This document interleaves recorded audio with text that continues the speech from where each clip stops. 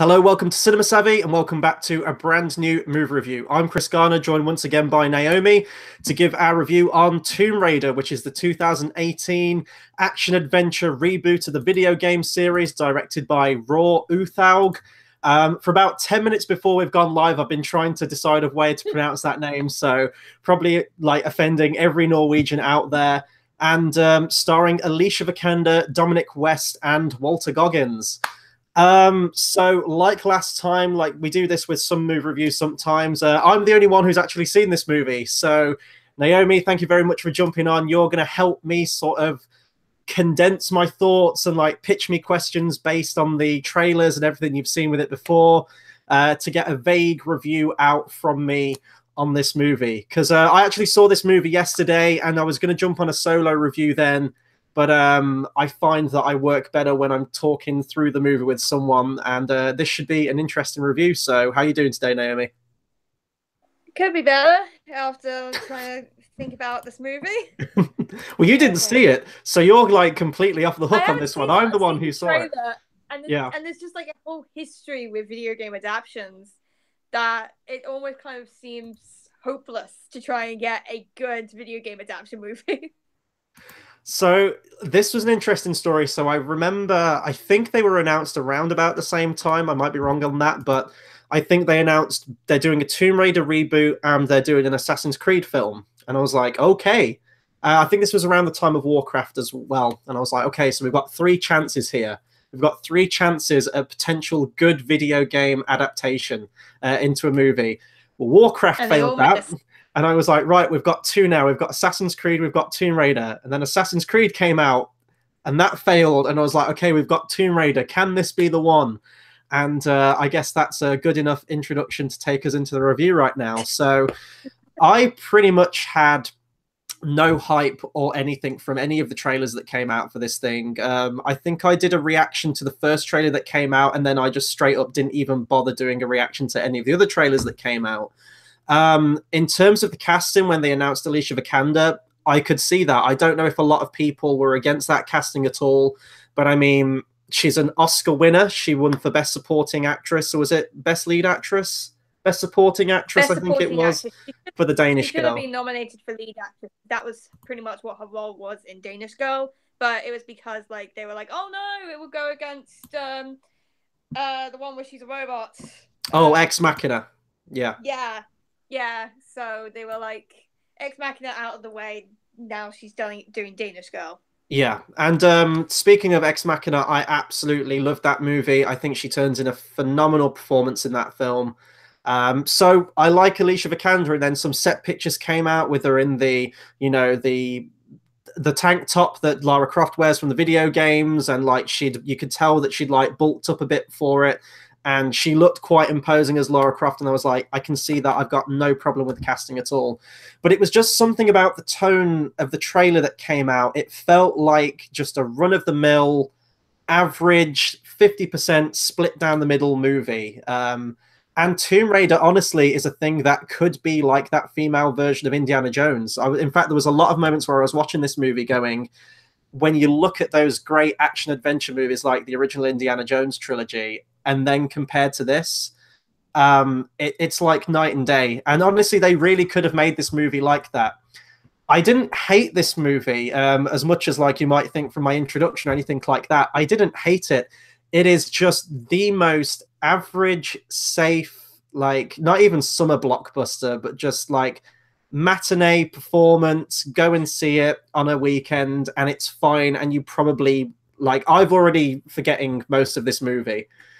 It just doesn't have any impact really, and it's not what I want. When I think of a video game movie, I want it to be like up there with some of the greats. Like if they can get to that standard, then that's great. If they can't, then they're always going to be lumped in this category of it's a fine watch.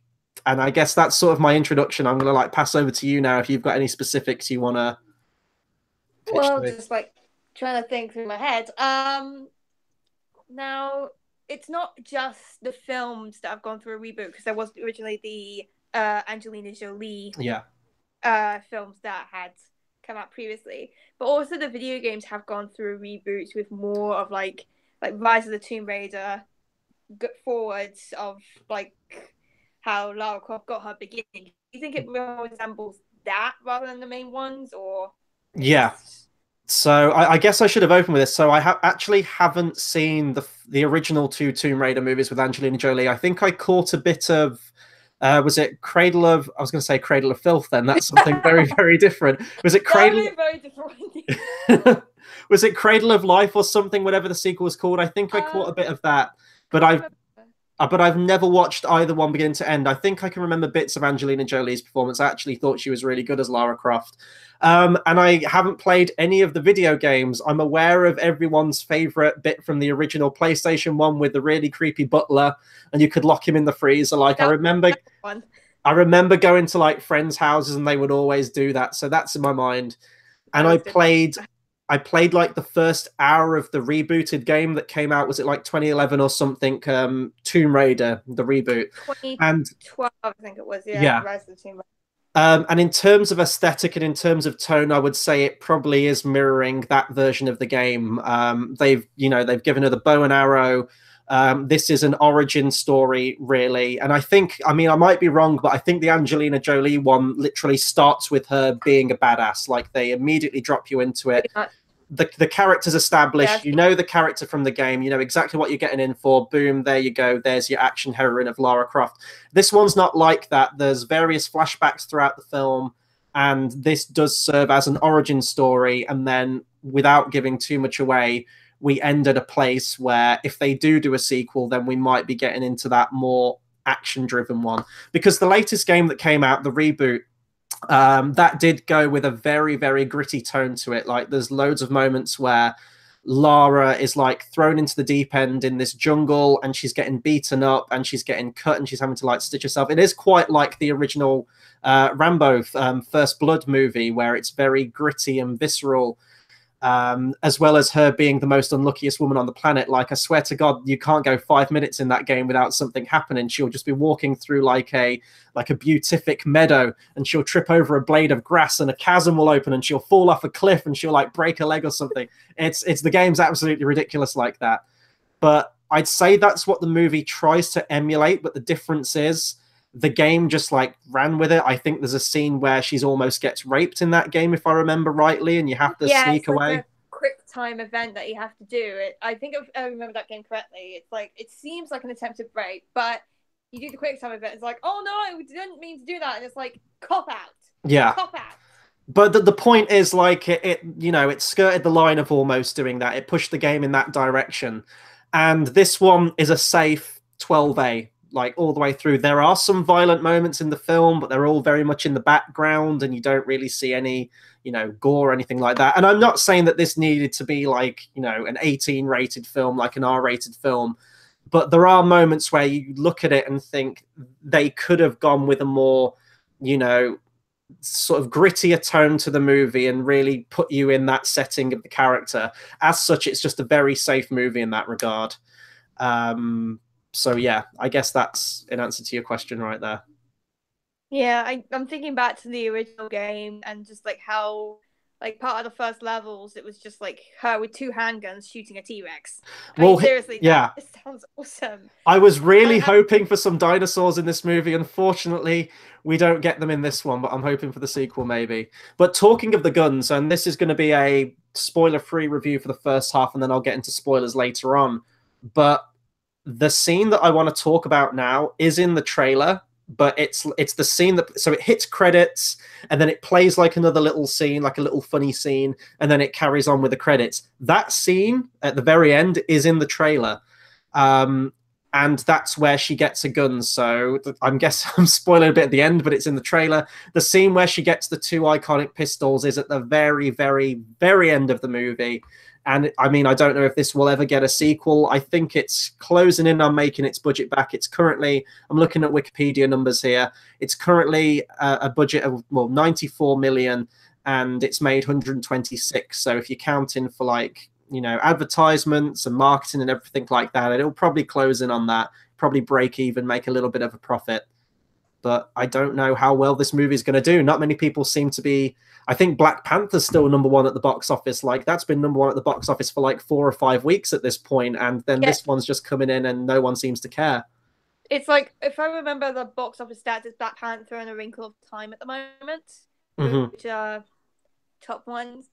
But yeah, I feel like the likelihood of this getting a sequel is the same likelihood that Super Mario Brothers got a sequel, even when it did the Oscar baits. Yeah. I mean, why not just have Princess Daisy coming going, come on, Lara, we've got an adventure to do. Yeah, so, I mean, I'm trying to think if there's anything else I can say in this movie. The soundtrack is done by Junkie XL, and I mean, I love his soundtrack to Mad Max Fury Road, but in this, there's no, like, definable theme that's established for Lara Croft, so there's nothing really in the music. There's none of that, like, Indiana Jones fanfare that you remember and you can attach to the character. In terms of like the action set piece in this movie, they are pretty good. There are moments where it does get very green screeny, and you can tell that she's like just totally in a studio and not involved in anything that's going on. There's a big set piece which you see in the trailer where she falls into a river and then she ends up on a wreckage of a plane hanging over a waterfall, and she's like balancing on the wing as it's about to like collapse and everything. So there are the action beats in this movie, you can see them being in a video game. Without it getting too video gamey in the actual movie, you can see where they would base a level off that, for example.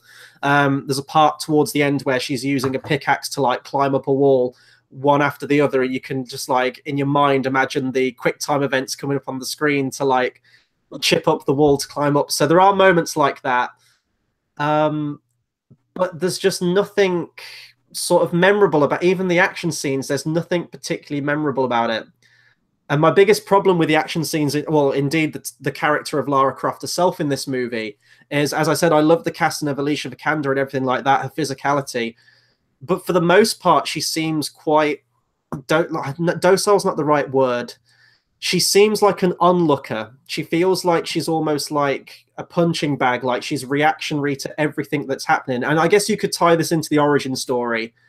And it's not really until the very end where all of a sudden, like a light switch, boom, she's like running down corridors, ducking under booby traps, vaulting over things, video game Legolas-like physics from the Hobbit movies. And it's like, whoa, where's this come from? Like, it's all of a sudden at the end, she becomes the Lara Croft character we know from the video games.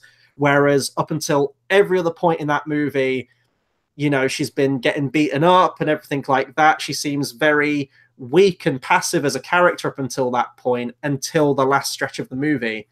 And I don't think the movie was very effective in showing that transition to that character if it was going for the origin story. The only skill that we're really shown of her character having is being a great archer, and we see flashbacks to her training up as a kid. So you can buy her being almost like Legolas with a bow and arrow and everything like that. There's a I don't even know if this is a spoiler because it's in like the first 15 minutes of the movie. Honestly, the first 20 minutes of this movie, you could cut out completely and you wouldn't be missing anything. It's a complete waste of 20 minutes. And it started off and I was thinking, I'm going to hate this movie. I'm going to say it anyway. So if you want to go in completely cold, I'd say, you know, turn off the review now and come back. But this is so slight. So she's in London and she doesn't really have much of a job. I think she's like a person who delivers fast food on a bicycle and that's it. Like, she's really hard up for money. And she goes to like this underground bike gang kind of thing. And they say like, we're going to put a fox's tail on your bike with a paint can with a leak in it. And we're all going to like come after you on bikes. And if we can grab the fox's tail, we get to keep so much of the money. I think it's like £600 or something. If you'll manage to like get away from us and keep at a distance until all the paint has drained out of the can, you get to keep the money. And honestly, you get like this whole like fast-paced, frenetic bicycle chase throughout London. And I was getting flashbacks to Batman and Robin, you know, that really pointless motorbike race with Alicia Silverstone. Yeah, no. I mean, I was just thinking back to that because, like, in the original games and even in, like, the Angelina Jolie film, she has a fucking mansion. Well, she has the mansion in this movie. She does have that, but they don't really do loads with it. She almost has like a bat cave in this movie. It starts out kind of like Da Vinci Code, where, okay, I'm getting into spoilers now, guys. So if you don't want to know, just tune out. her dad at the beginning of the movie she believes to be dead, and in his will he's left her what's like the cryptex from Da Vinci Code, this puzzle, and she takes it out, and ultimately it leads her to a mausoleum where her parents are supposedly buried, and she works the puzzle out, hits the button, and it opens this secret passageway in the mausoleum, and that's where her dad essentially kept all of her research. The mansion is in the movie, but we don't get a whole lot of it in this one. So I was really hoping for like an Easter egg to the creepy butler and like sealing him in the freezer, but unfortunately we don't get any of that in this one. Disappointed. And in terms of like the father and everything like that in the movie, like I really like Dominic West in the film. There's a lot of similarities that you can draw between this and Indiana Jones and the Last Crusade, in that, you know, the dad in this movie, there's a scene where he says, like, I want you to burn all the research and don't bring it with me. And then obviously she doesn't, and she brings all the stuff with her. And then when she says, like, I've got all the research, it's like, it's that scene from Last Crusade where he says, like, well, at least the diary isn't here and you haven't, like, brought it with you to, like, in the Nazis' hands. And Indiana Jones is like, So there's, like, little bits like that I was picking up with. And even at the end as well, they go into a tomb. They go into like this big pyramid-like thing inside, full of booby traps. And I was reminding me a little bit of Last Crusade, but I guess that's unavoidable with any sort of adventure thing like this when you go into like raid tombs or like ancient archaeology and things like that. There's a really dumb line though. I'm going off on a tangent. I'm going way off on this review, but there's a really dumb line towards the end where they're all going into this tomb to like find the thing they need to. And they're going through all these booby traps, and someone stands on a pressure pad, and like this huge skewer comes up and like impales someone. And she says a line something like, "These traps weren't built to keep people out; they were built to keep people in," or something like that. What? And I was like, "Can't a booby trap also be to scare someone off so that they don't go in?" Exactly. I don't know. It was really dumb towards the end. But I'm rambling. Do you have any other questions, and then I'll get properly into spoilers, although I've kind of already done that now. Just in your opinion, I guess, because video game adaptations do have a reputation for being like, sometimes they're okay, sometimes they're bad and you can easily not have a worry about them, but sometimes they're just like god awful. Where would you say this fits along that kind of spectrum, or do you find it better than them? I didn't hate this movie, and it's not inherently a good movie. It's a fine sit. If we're going to compare it to like your action adventure films, this is no way an Indiana Jones. This probably falls into the category more of like a National Treasure, maybe just slightly underneath that. Like, you can watch it, it's fine, but when you strip it back, it's not great. It's a fairly entertaining watch one time. I'm never going to go and watch this movie again, but I didn't hate it. I didn't particularly care for it. I was bored in some aspects of the movie, but I got through it okay. And that's probably... So like, I think this is sitting on around like a 50% or something like that, or high end of the 40s on Rotten Tomatoes. And I don't always like rule my life by Rotten Tomatoes. Yeah, it's on 49% right now. I'd place it within the 50s. I'd say it's like a solid 54, 55% movie if you go in with numeric percentages. It's fine. Because I haven't watched the original Tomb Raider, I can't tell you right now if it is better than that movie. I would like to go back and watch those other two now just to see how it compares in their different styles. But yeah, like Alicia Vikander, she's a great actress, but in this I just didn't get much of her. She was a fairly like a wet blanket throughout it, and then by the time she does become that awesome action heroine that you do want, it's at the very end of the movie, and it doesn't feel like it's been earned, because it felt like it was literally like a light switch on her personality and on the, you know, the athleticism of the character. And even the villain as well. I mean, Walter Goggins plays the villain. He's an actor who I've seen in a few things. I think he was actually an Emmy nominee as well for one of the TV shows that he was in. So he is like, you know, like a truly great actor. And he's the villain in this movie, and he could play a great villain, but there's just nothing for this character to do. Even if you have a movie like this, often the times the villain is like just as colorful as like the main action hit. Like going back to Indiana Jones, you've got the really creepy German dude from the original Indiana Jones, Raiders of the Lost Ark, and Belloc, who are great villains. You've got what's his name from Temple of Doom, when he's like ripping oh god, I can't remember his name now, that's going to drive me mad. Molaram. Yeah. And even like you've got Julian Glover in the third one, who's like a decent bad guy and everything like that. Donovan, Elsa Schneider, Elsa. yeah. Um, and in this you've got Walter Goggins, but he's so stock. He's such a stock villain in this one. There's really nothing to him. And I feel like also, with go on, sorry, go on. I was gonna say environment that's the villain rather than just a specific person. Mm-hmm. So I'm not sure if like the way you describe it just seems like unnecessary and just only there just to have kind of sonify it and be like, man is villain, but really it's kind of like meant to be like the dangers that she faces. So. Yeah. Like I'll get into it in spoilers in like what he wants to achieve, but even then, really, you're like, you've given no setup for why he wants to achieve this. It's a mirrored image thing in the film where the thing that the villain's going after is also what the father's like dedicated all his life's work to find and everything like that. But I'll get into it in spoilers because it really makes no sense. Yeah, essentially, yeah. We've had a question in the comments saying from Nick Gatrell saying, "Hi guys, do you think making video games into movies really works? Because percentage-wise, it does not work." He's not wrong by that. I think the problem is the fact that video games are much more immersive than films, at least at the moment. Mm-hmm. Like with video games, you really control what happens. It's your decisions, and each time you play it, depending on the person, it's always going to be different. Whilst with films, it's going to be the same as it is for pretty much everybody. Mm-hmm. And I think until like half of it is until like film is able to have that immersive and differing experience for each viewer.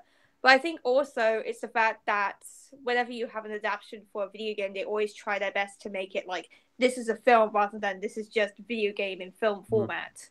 So they don't necessarily follow along the kind of storyline for it. They try and change a lot of what happens with the characters. I mean, I could say a lot about like Super Mario Brothers and how they just have so much change to it. It's almost like Nintendo tried to do Blade Runner in that sense. Very poorly. But then again, like I've seen the original Tomb Raider film with Angelina Jolie, and I kind of like it on a campy level. And it does try its hardest to seem like the video game, like with most of the set pieces. Angelina Jolie does a really good job as Lara Croft. And it does feel like a video game, so maybe it's just the different format. Yeah, no, it's a really good question. I think you can do it. I think it is doable. I think it's like you could argue it's like you can adapt anything really, because I just see video games as just sort of like another art form really, because they are an art form, whether it be a novel, a comic book, a video game. I think you can adapt anything just as long as you pay homage to the original and you stay true to the original. I think a lot of the time with these video game movies is that they fundamentally don't. It's, as you said, they either completely change it so it becomes something completely separate, a completely different entity to what is originally. But Nick's also made a great point. But if you spend 20 hours in a video game, then you watch a 2-hour movie, you don't get the character building like you do if you play 20 hours. I'll agree with that. I think it's just a case of how you adapt something. Like fundamentally, there are going to be things you're going to have to remove. There are going to things you're going to have to cut. You're going to have to lose, and you're always going to have that in the video game. But I think if you just took what the core narrative is of the game and the identity of the character, there would be a way. It's just a different medium. It's essentially just styling the same plot for a different medium, cutting out some of the excess fat and just trimming it and making it a concise movie experience. But half the time with these video game movies, they just don't have good writing. They don't, like, the direction's fine on them sometimes, but it's just the writing, and they're often just very boring movies. I don't think it's impossible, but I still think it's going to be a long time before we just get someone who understands it. And I don't know if it's a studio thing. And then you also have to ask the question of, if you directly 100% identically adapt something from the video game, you're going to know how it plays out. If you've played that video game before, you're going to know exactly how it plays out. It's like the Watchmen argument, Zack Snyder. Some people will say that is a completely faithful adaptation because it is pretty much 100% identical to the graphic novel, frame by frame, dialogue for dialogue. But then you think, would you want something new? Would you want it to be an adaptation, not an identical clone to that previous thing? So I think there's a bunch of video game movies on the horizon. Like I know that Metal Gear Solid has been in talks for a long while. If you're going to pose the counter argument to that, are video games, can they work as an adaptation? I think that Metal Gear Solid is probably an example where it can't. So I'm going back on everything I say, unless you do strip it down so much and remove everything from the game, because that game has about it feels like a day's worth of cutscenes in it. I don't know, essentially. They ball isn't making films anymore. Yeah. I mean, I'm a big fan of the God of War video game franchise, and I think that was rumored to be a film way back in the mid to late 2000s, and that still hasn't seen the light of day. So I think there's a lot of possibilities there. I think it just needs a focused director who cares about the original, cares about the property, and you get a writer that just understands it and can concisely adapt like a 20+ hour game into a concise narrative. I think it's doable. Look at Lord of the Rings, for example. I know it's not a video game, but just how big that novel is. I mean, I know it's a trilogy of films, but even then there was so much that Peter Jackson and co just had to straight up cut out, alter, change. And the book's always going to be the books, and you're going to have the purists of the books like you would with a video game, but it is an effective adaptation. They still stayed true to what the core themes of that story are, and that's why it works, and that's why it's a success. So I think it is doable.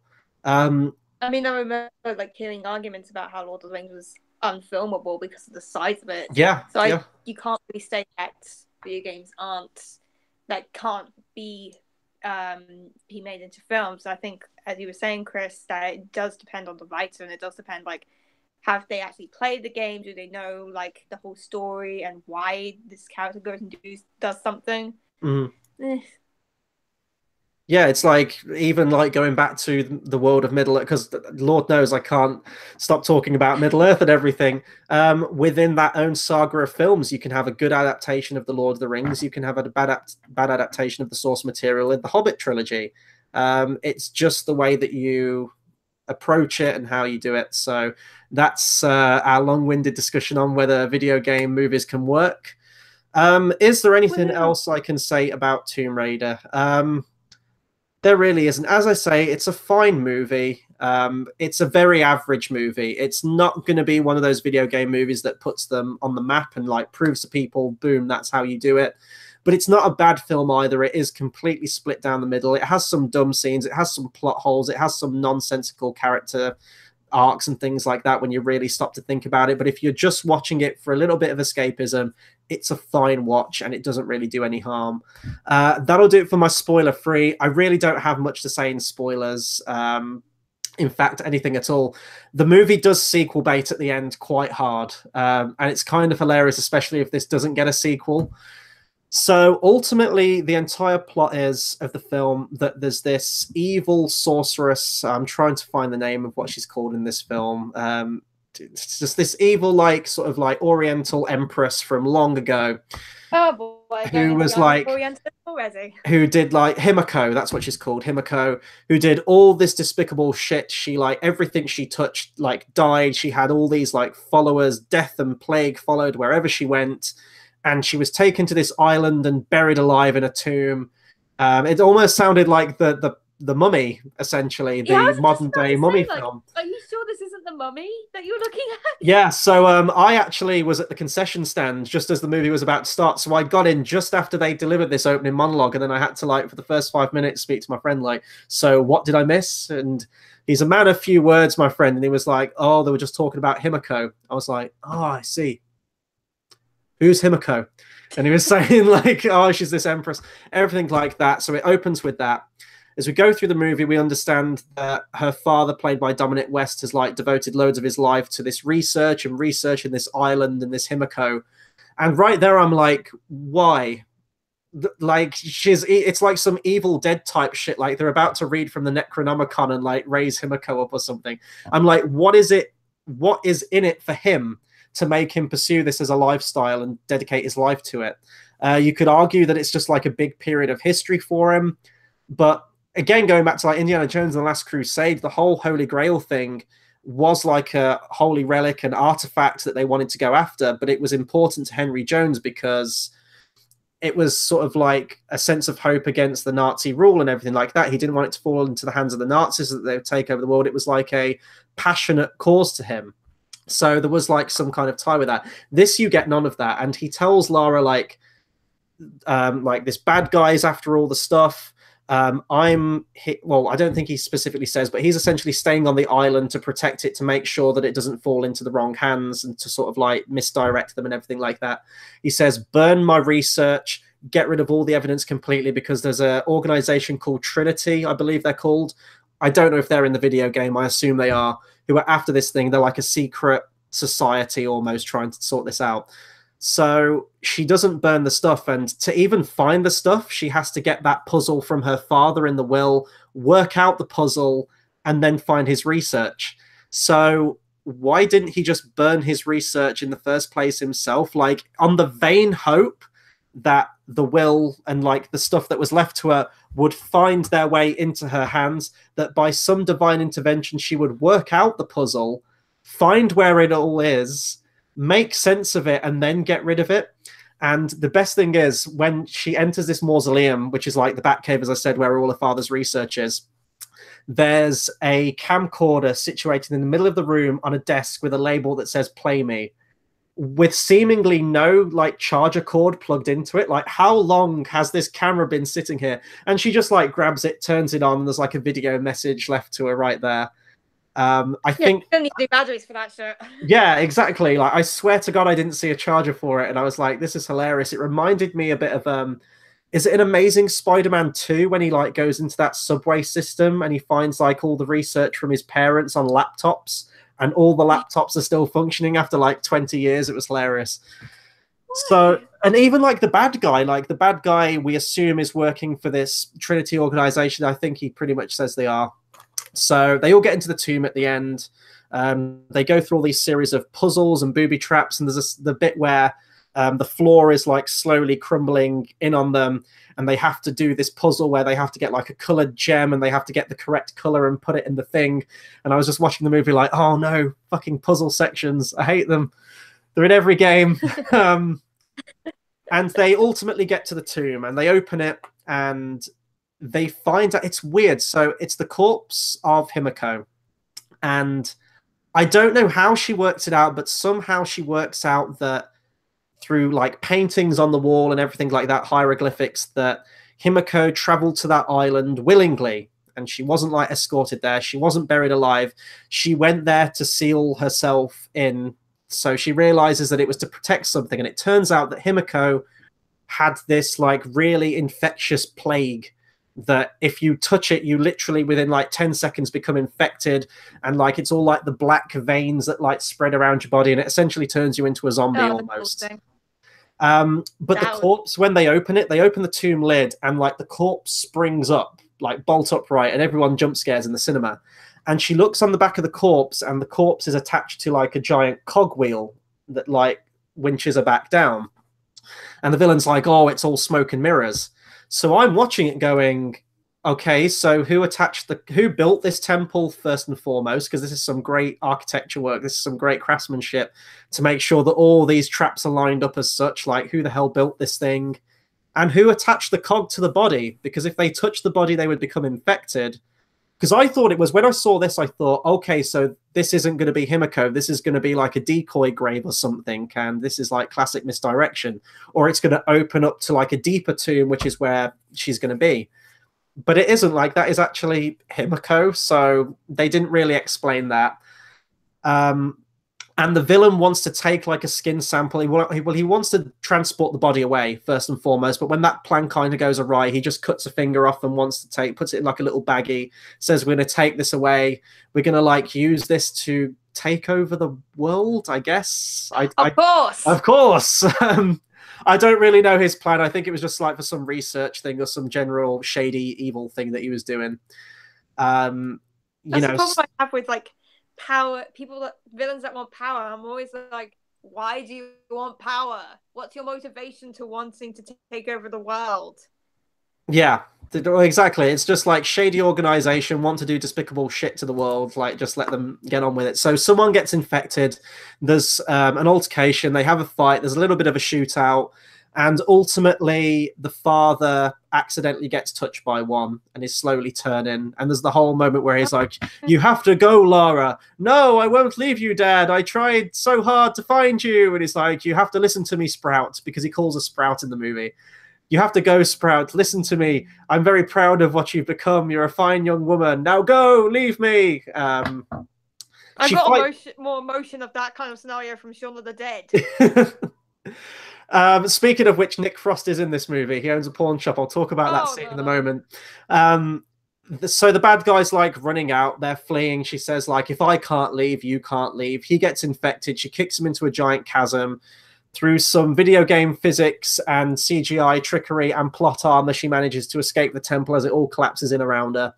And then she gets back to the mainland, and then they have sort of like a Saw twist in there where the woman who's kind of like the head of all of her affairs, who seems very shady and kind of evil, turns out to be shady and evil and turns out to be like one of the ringleaders of this Trinity organization. It's like, well, why did you like okay it for Lara to go there? Why didn't you just like kill Lara years ago when you had the chance? All these kind of things like that. And the final scene of the movie, as I said, there's this whole like running joke throughout the movie where she goes to the pawn shop to try and get some money out when she's originally going on her expedition. And the pawnbroker is played by Nick Frost. And the jokes there just really don't hit. No one laughed at any point in this movie. And it was a fairly decent sized audience as well. And then it goes to him at the end. She goes there. She trades some money in to get the 2 pistols. And that's the final shot of the movie.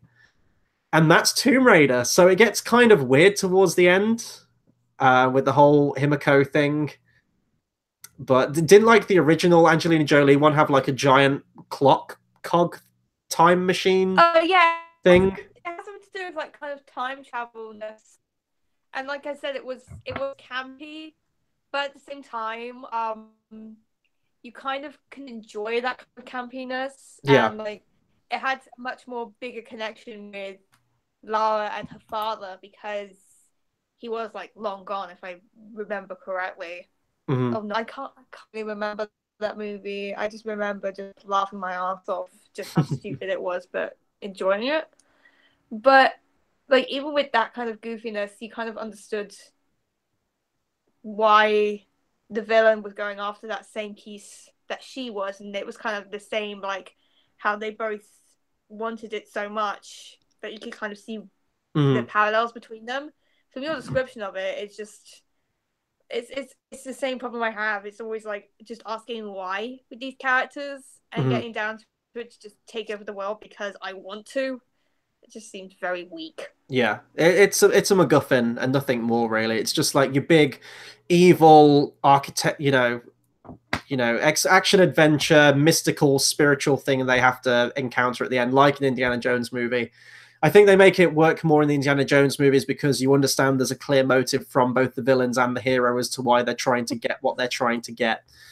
This one, not so much really. And that's what I mean. Like Lara Croft feels very passive in the movie. Everything kind of happens around her and she's just sort of along for the ride. Yeah, you were saying earlier, it's just like sudden, like when she becomes like the badass that we know her to be, it's like, where did this come from? Yeah. And if you have to ask the question, dead movie. Mm-hmm. Because like I said in the Angelina Jolie one, you immediately recognize that it's her. She immediately goes into, even though at the beginning it's like a training sequence, so it's not exactly in a tomb, you get like the familiarity of like it's the video game world on screen, and like it does this kind of incredible, dated but incredible action piece with it that just really does work with showing like this is Lara Croft on film.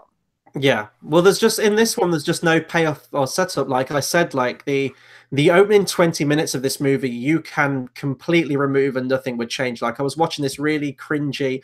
It almost felt like a Michael Bay, like the stuff on the campus, like in Transformers 2, like that kind of level of humor and stuff happening and side characters and dialogue. It felt a little bit like that, and I was like, let's just get to the jungle. Like I just want to see Lara Croft being a badass. Like even though it's an origin story, I guess you've got to have a little bit before.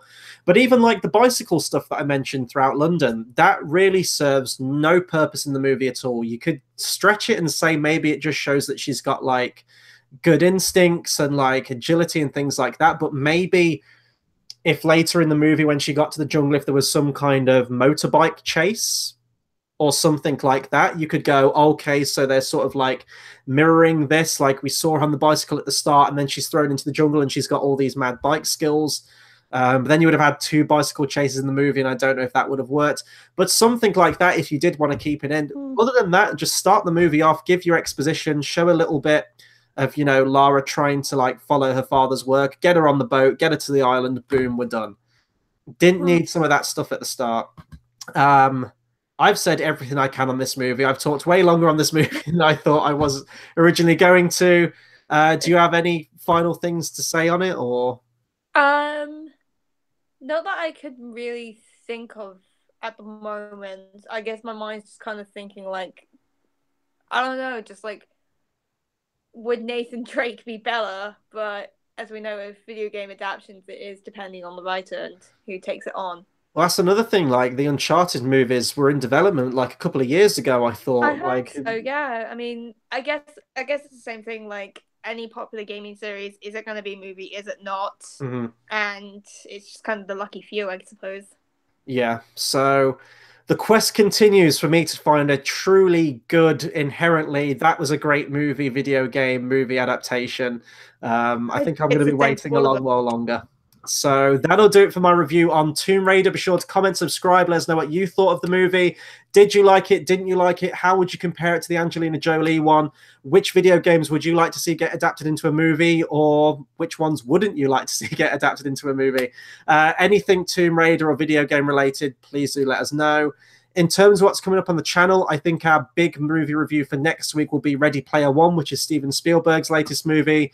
High hopes for that one. It looks visually stunning, so I will be seeing that next weekend. I think George is seeing that one too. I think he's actually going to the premiere of that movie as well. So we will have a review on that. There'll be more trailer reactions as and when big trailers come out. So if you're a movie fan, if you've just discovered us through this video and you're still watching as of right now, please hit the subscribe button, share, spread the word, all that good stuff, because we've got a lot of movie stuff coming in the next coming weeks and months. That'll do it from us. And until the next video, we'll see you guys next time. Thanks for watching.